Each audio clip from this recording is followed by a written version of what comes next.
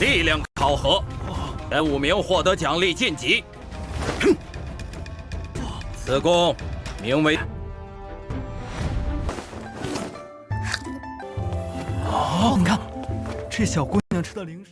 Halo semua, selamat datang di Ruang Sinema. Bagaimana kabar kalian semua? Semoga selalu sehat dan baik-baik saja. Sesuai jadwal, jadi pada hari ini kita akan kembali melanjutkan series Donghua Fearless Battle Spirit episode terbaru, yang mana ini adalah episode yang ke-48. Bagi yang bergabung dengan series ini, kita sudah sediakan playlistnya, jadi kalian bisa dengan mudah mencari di mana episode awal dari series ini.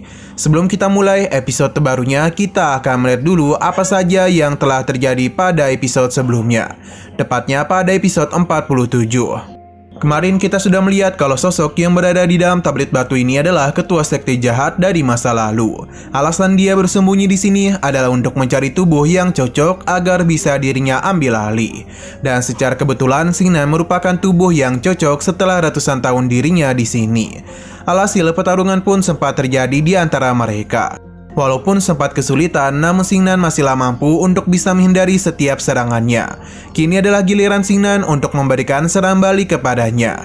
Apa yang terjadi di dalam sini juga terpengaruh di luar. Sudah ada begitu banyak cahaya yang keluar dari monumen batu itu. Hal tersebut pun membuat para tetua terkejut karena ramalan masa depan Xingnan jauh melampaui para tetua.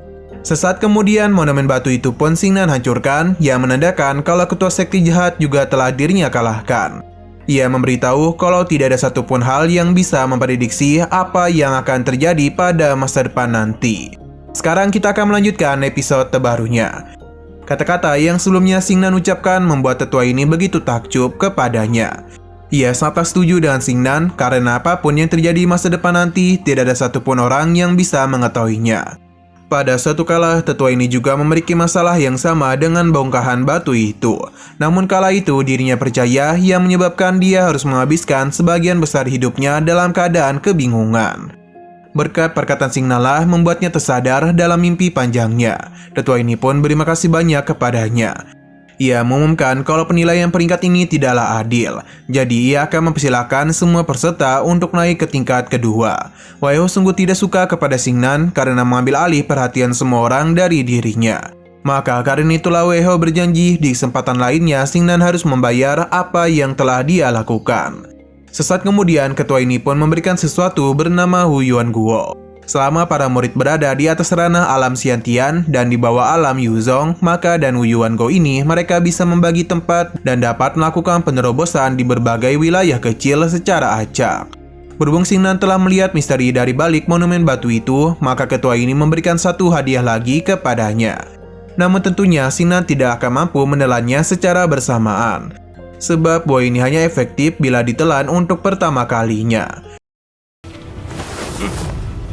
能随机突破数个，只要在看破10倍奥妙，额外此果只有第一次吞服。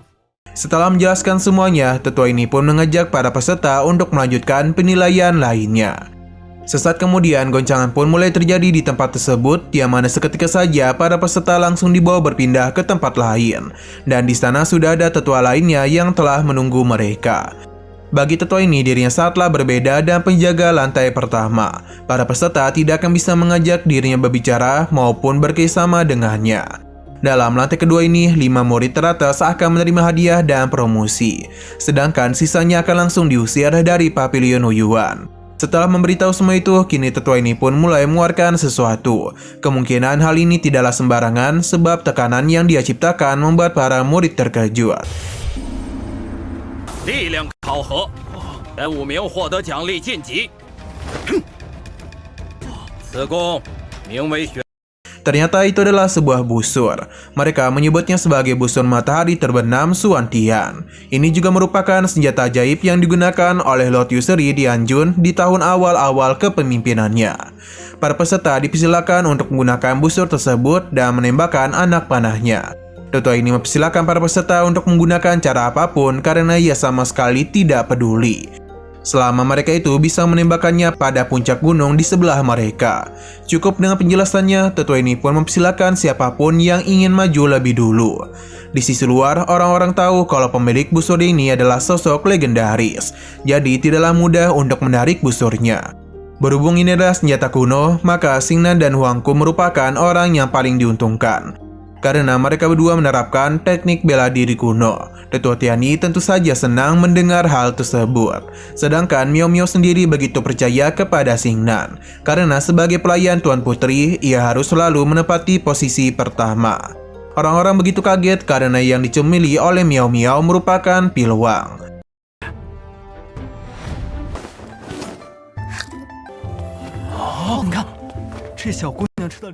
Kembali ke lantai kedua, yang mana kini adalah giliran dari Hua Long. Dan begitu santunya, ia pun mulai mendekati busur matahari dan mengarahkan semua kekuatannya. Ia pun sudah siap menembak. Walaupun anak panahnya berhasil menancap di gunung tersebut, namun terlihat kalau Huang Long merasa tidak begitu puas. Padahal ia sudah mencoba yang terbaik agar bisa masuk ke dalam 5 besar. Akan tetapi, para peserta lainnya terpukau akan kekuatan Huang Long, karena dia itu mendapatkan nilai 4.500. Saat ini, 2 murid dari Sekte Xuanling berada di urutan ketiga dan keempat, sedangkan Huang Long berada tepat di posisi kelima. Mereka pun merasa khawatir akan pergeseran peringkat, karena Wei Ho dan Huangku masihlah belum melakukan penilaian. Sekarang adalah giliran dari Chen Su'er. Dengan begitu gemulai, ia pun siap untuk menembakkan anak panah itu. Namun ada yang tidak beres karena Chen Su'er seakan-akan kelelahan. Bahkan ia tidak bisa mengalirkan kekuatannya ke dalam busur itu yang menyebabkan anak panahnya tidak bisa terbang jauh. Ia pun penasaran sebenarnya apa yang terjadi. Para peserta lainnya mulai menganggap remeh Sekte Xingnu, padahal Chen Su'er ini merupakan kebanggaan dari sekte itu. Lantas bagaimana bisa ia gagal? Wang Lolin pun segera memanfaatkan kondisi ini. Ia mengambil busur tersebut dari tangan Chen Su'er sambil memberikan ejekan kepadanya. Xingnan menyadari kalau saat ini Wang Lolin telah menggunakan metode tercela Hum Ji Lima Xian. Ini sepertinya mampu meningkatkan kekuatan seseorang dengan mudah. Alhasil anak panah yang Wang Lolin keluarkan ternyata mampu membuat gunung itu bergetar. Dan nilai yang ia dapatkan adalah 4.800.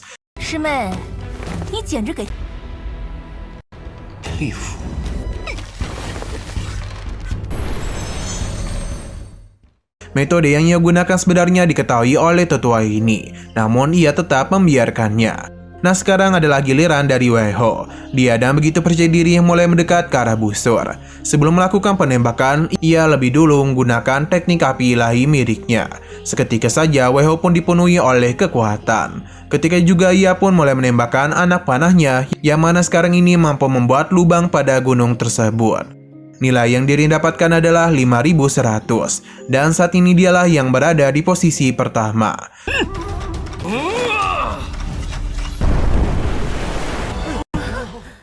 Hanya saja Huangku meminta untuk tidak puas dulu, sebab dirinya akan melampaui nilainya. Huangku dan begitu percaya diri langsung menggunakan teknik seni bela diri kunonya. Ia pun mengambil busur itu dan siap untuk menembakkan anak panahnya. Nah, anak panah yang dirinya tembakan itu juga mampu membuat guncangan pada gunung tersebut, yang mana nilainya sendiri adalah 6.900. Dan begini dirinya lah yang menjadi peringkat pertama. Para murid seketika saja terpukau akan kehebatan Huangku.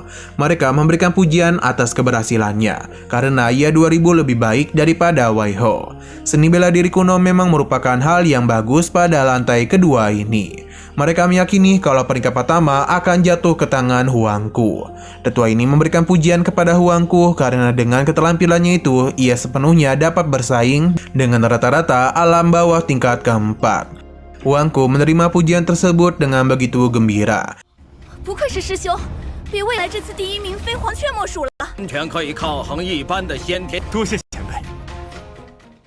Hanya saja sepertinya ia baru ingat kalau Xingnan belum melakukan penilaian. Sebagai sesama kultivator seni bela diri kuno, Huangku memintanya untuk tidak mempermalukan dirinya. Alih-alih mengangguk, Xingnan memberitahu kalau nilai yang Huangku miliki sangatlah buruk. Itu sama sekali tidak pantas disejajarkan dengan para kultivator seni bela diri kuno lainnya. Ia akan menunjukkan apa itu kekuatan sebenarnya dari seni bela diri kuno. Xingnan pun mengambil busurnya dan siap untuk melayangkan anak panah tersebut.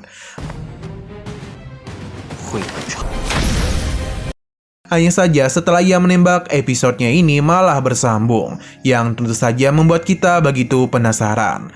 Oke, sekian dulu pada video kali ini. Untuk video selanjutnya akan segera hadir. Jadi bagi kalian yang ingin mengikuti series ini, langsung saja klik subscribe dan aktifkan loncengnya. Terima kasih yang sudah menonton video sampai habis. Jika kalian suka pada video ini, klik like dan share ke teman-teman kalian tentang channel ini. Dan ditunggu aja kelanjutannya. Oke, sampai jumpa di video selanjutnya.